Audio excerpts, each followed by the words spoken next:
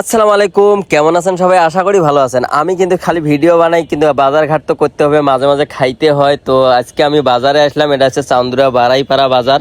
তো এখানে আইসা দেখি বৃষ্টি আর লাউ প্রথমে কিনবো।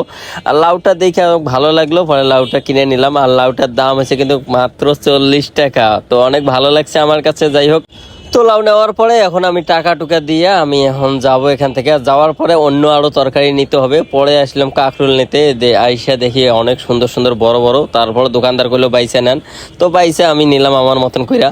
তো আর একটা কথা না বললে না, সেটা হচ্ছে এই বাজারটা হচ্ছে আমাদের গ্রাম অঞ্চলে, মানে হাট বাজার যেরকম আমার গ্রামে বসে, এইরকম কিন্তু এই বারাইপাড়া বাজারটা বসে। এটা প্রত্যেক মঙ্গলবারে একদিন করে বসে। তো যাই হোক, আমার নেওয়ার পরে টাকা টুকে দিয়ে আমি এখন সামনে আরো আগাইতেছি। কেননা আমার তো এক সপ্তাহের জন্য একবারে বাজার করা লাগে, কেননা 7 দিনের জন্য যেহেতু এই বাজারটা। আর আপনারা তো জানেন শুক্রবার করে আসি ঘুরি, আর মঙ্গলবার করে, এই জন্য আমার বাজার করা লাগে। তো সামনে ঘুরতে ঘুরতে দেখি একটা আমের দোকান, যে বড় বড় আম, একটাই মনে হয় 1 কেজি 1.5 কেজি করে আমের সাইজ হবো। তো দেখা আমি আবার টক, পরে বললো টক হবে, এই আমি জন্য আমি নিলাম না। পরে এখান থেকে গেলাম। পরে আমি সময় নষ্ট না করে লেবুর দোকানে আসলাম। লেবু এদের আমার ফের আবার ক্যামেরাম্যান হাসতেছে, তাই এবার লেবু দিয়ে ঢেলতে ধরলাম। তো বাজারে আসলাম, এখনো বাজার শেষ হয় নাই। তো আমার কাছে ওই রকম মাছ শেষ, টাকাও কম। তো ভাবলাম একটা পেঁপে নেই। পেঁপে আর মাঝে মাঝে খাওয়া ভালো লাগে আমার কাছে।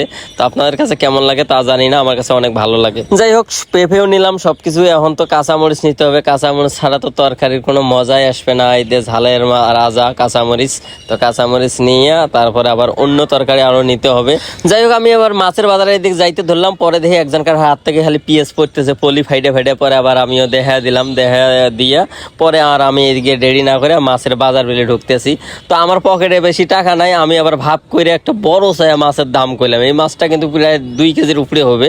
তো মাছটার দাম শুনে আমার একবারে হাড়ে পকেটের যে অবস্থা, পরে সাইডে গেলাম, বললাম না আমার ছোট মাছ নিতে হবে।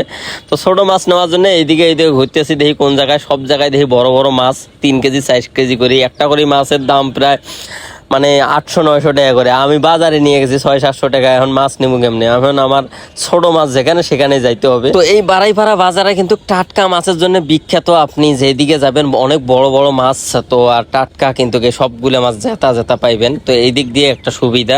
তো আমি নিমু কলম্বো মাছ। তো কলম্বো মাছ খুঁজতেছি, এই ব্যাটার এখানে একটু বড়, তাই 250 টাকা করে চাচ্ছে। তা আমি ভাবছি একটু যদি কম হয় তাহলে আমার জন্য একটু ভালো হয়। তো খোঁজাখুঁজি করে কইলাম, যেহেতু বারাইপাড়া দোকানে অনেক মাছ আছে, তাহলে আমি একটু দেখি, এদিক ওইদিক করে দেখি কোনটায় ভালো হয়। তো যেখানে যাই ভাই, মেন কথা আছে আমি যখন মাছ নেবো সবগুলো খালি বড় বড় মাছ চোখে পড়ে আমার। তা আমি তো যে ভাই গরিব মানুষ, কি করবো? পরে এই যে কলম্বো মাছের এখানে আইসা এই ভাই করলাম, ভাই কি একটু কম সম রাখা যাবে?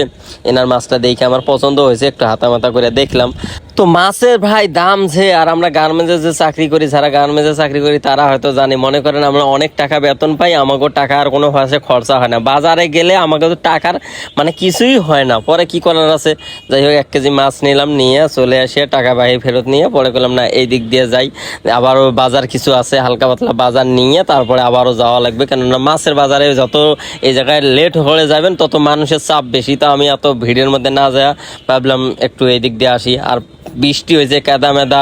পরে সামনে দেখি আমের দোকান, তারপরে আরো অনেক মানে সব কিছুই আছে। মানুষ, আমি যে টাইমে গেছি মানুষ একটু কম, আগে ভাগে গেছি যাইয়া তারপরে আসলাম। তো যাই হোক, আমার বাজার যেগুলো আমি সবকিছু নিয়ে ফেললাম, নিয়ে আমি একটু করে আগাইলাম। দেখুন আমার ক্যামেরাম্যান এখন নাই, আমি আগায় আগায় যাইতেছি। তো এই বাড়াইপাড়া বাজারে কে কে আসছেন বাজার করতে আমাকে সবাই জানাতে পারেন কমেন্ট করে। আল্লাহ হাফেজ।